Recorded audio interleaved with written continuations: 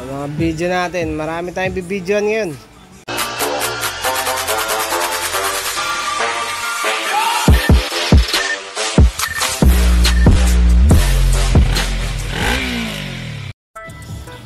Bibidyoan hindi, saan na yung R6 bibidyoan? Surprise yun.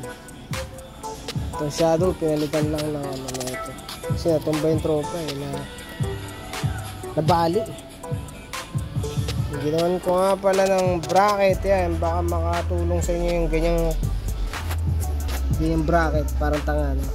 Angle bar na binaluktot.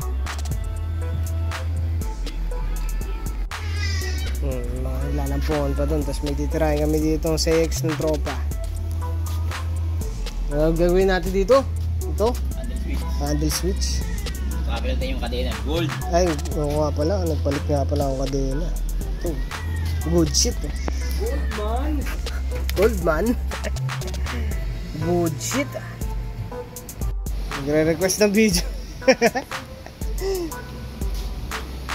Pakita mo yung maangas. Pakita mo yung maangas. Ako. Sarap sa mata, oh. Ang ilaw.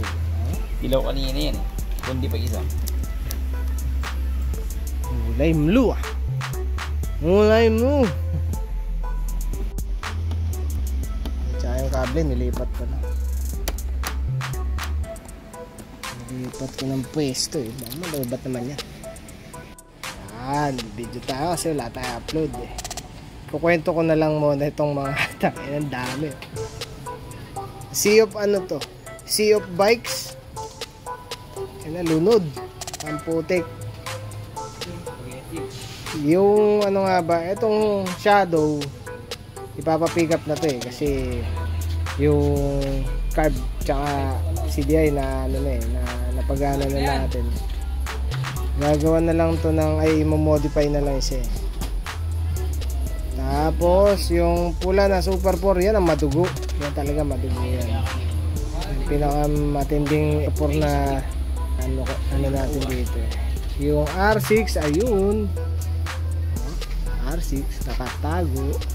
So, ayun o. Hapiaw lang muna. Meron pang Super 4 dun. Si Greenman, ando si Greenman. Super 4, tsaka may XJR dun. Ayun. Tsaka may CBR 250. May inaantay pa tayong mga pyesa-pyesa dyan.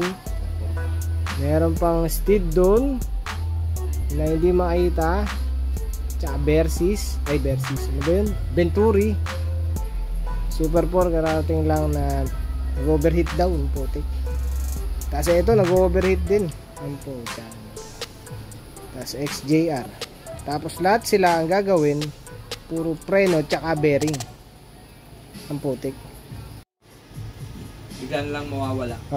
Hindi na namin alam kung paano tatapusin yung video. Kaya bigla na lang mawawala.